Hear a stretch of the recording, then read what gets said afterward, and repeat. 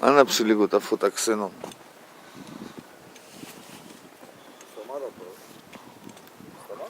Έτσι.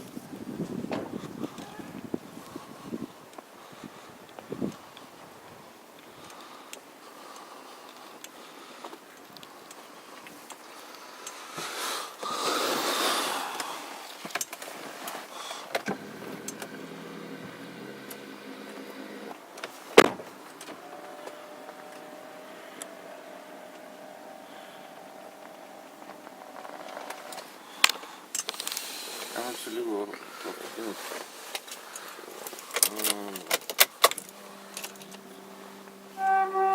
Ελληνική ραδιοφωνία. Ερτόπεν. Δελτίο ειδήσεων.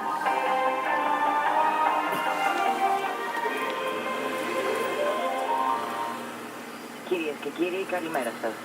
Ακούτε το δελτίο ειδήσεων του δικτύου της ελληνικής ραδιοφωνίας στους 91,8 και 106,5 στην Αττική, από τις κατατόπους συχνότητες των περιφερειακών σταθμών της ΕΡΑ σε όλη την Ελλάδα και από τα βραχαία κύματα σε ολόκληρο τον κόσμο. Διαδικτυακά μας ακούτε από το ertopen.com.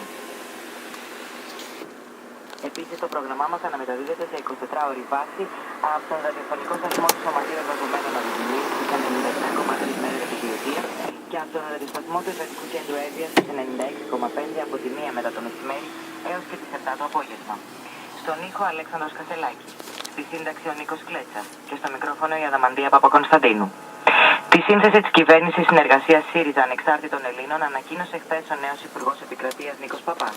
Αντιπρόεδρος της κυβέρνησης είναι ο Γιάννης Τραγασάκης. Στο καυτό Υπουργείο Οικονομικών τοποθετήθηκε ο Γιάννης Βαρουφάκης. Κυβερνητικός εκπρόσωπος αναλαμβάνει ο Γαβρίλης Σακελαρίδης. Για τον πρόεδρο της Βουλής η κυβέρνηση προτείνει την Ζωή Κωνσταντοπούλου.